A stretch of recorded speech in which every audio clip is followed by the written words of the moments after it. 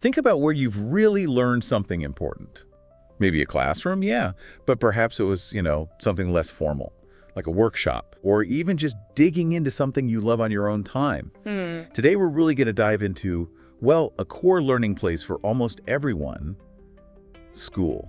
We've got a bunch of material here to really try and understand it. Exactly. And it's not just about looking back, is it? The idea is to kind of break down what school is based on these sources. What's the definition? What does a day look like? Right, the good, the bad. Pros and cons, yeah, and why it's considered so important. We're sort of on a mission to pull out the key takeaways. Okay, sounds good.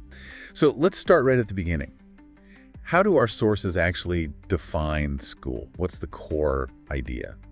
Well, fundamentally, they describe it as a place specifically set up for learning. Usually, yeah, it's a building, it has classrooms, teachers, students, obviously. And it focuses on those core subjects we all remember.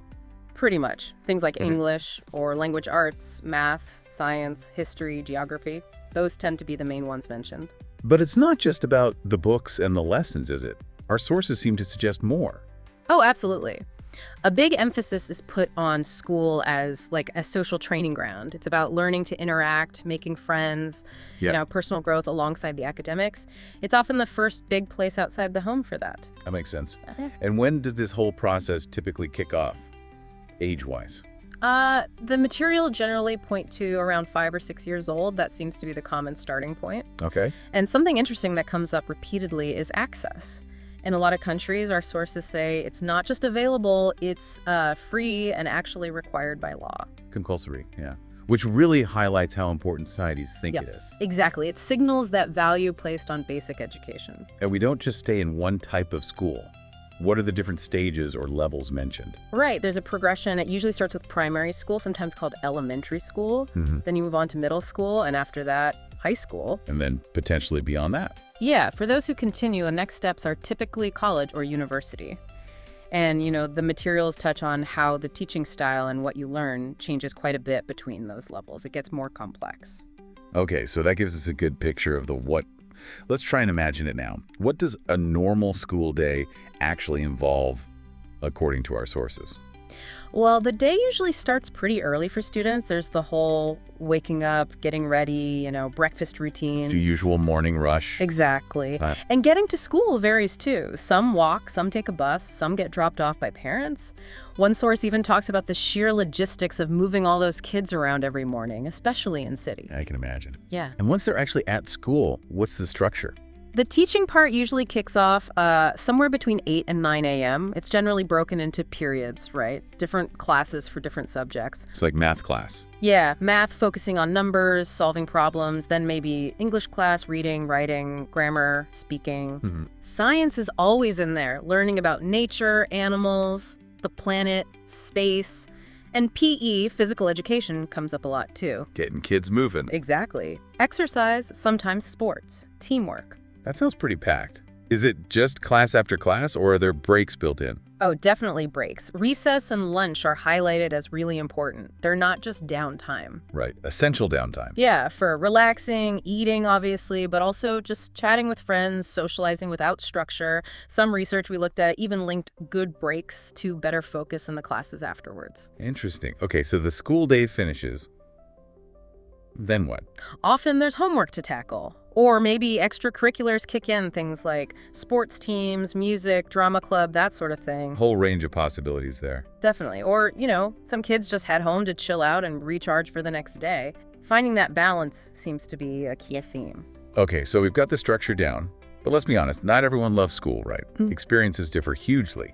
What do the sources say about how people actually feel about school?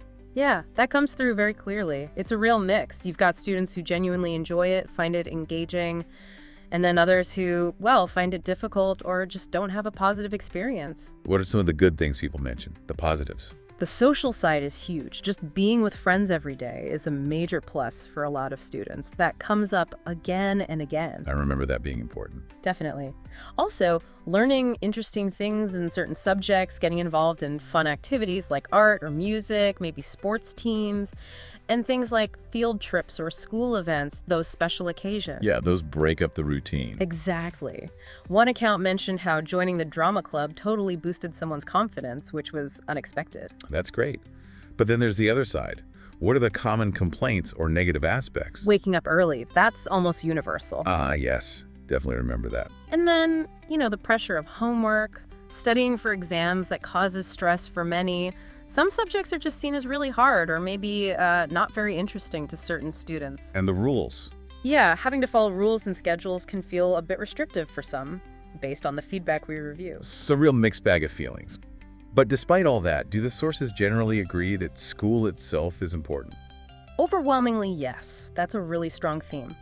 Even if parts of it are tough, the overall message is that school is vital preparation for life, basically. The benefits go way beyond just passing exams. So it's more than just getting that piece of paper at the end. Yeah. What are those deeper reasons for going to school? Well, it's presented as this key place for learning essential life skills. Things like critical thinking, being able to analyze things, not just accept them. Right, figuring things out. Exactly. Problem solving, too. Often you have to work with others on projects, so you learn collaboration, teamwork, and it gives you chances to express yourself through writing, presentations, art. Interesting. So even arguing in the playground could be seen as learning something. One source kind of implies that, early lessons in sorting out disagreements, maybe. Conflict resolution 101. Okay, and how does all this stuff, critical thinking, teamwork, help later on? Our sources frame these as the absolute foundation for what comes next. Whether that's going to university, getting a job, even starting your own business, these skills give you a real leg up. And it's not just about skills for work, is it? No, not at all. It's also crucial for understanding the world, learning about different cultures, history, what's happening now. It helps you become, an informed citizen. It really does sound like it lays the groundwork for so much. And it's funny, even what we're doing right now, analyzing information, a lot of that probably started back in a school setting somewhere. That's a great point. The ability to think analytically, to communicate clearly. These skills we're using right now, school is often where they're first really developed and practiced. So thinking about all this, the learning, the skills, the good and the bad, here's something for you, our listener, to chew on. When you reflect on your own time in school, or any learning place really, what's one single lesson or maybe experience that you find still pops up in your life today? What do you draw on, and why do you think that particular thing stuck with you? That's a good question to ponder. Makes it personal, doesn't it? It does. So just to quickly recap our deep dive today, we looked at what school actually is, what a typical day might involve, the very different ways people feel about it, and ultimately why it's seen as so fundamentally important. Yeah, and we hope this discussion has given you maybe some fresh perspectives on this really common shared experience that shapes us in so many ways. Absolutely. We definitely encourage you to keep thinking about your own journey through education and the impact it's had. Thanks for joining us for this deep dive.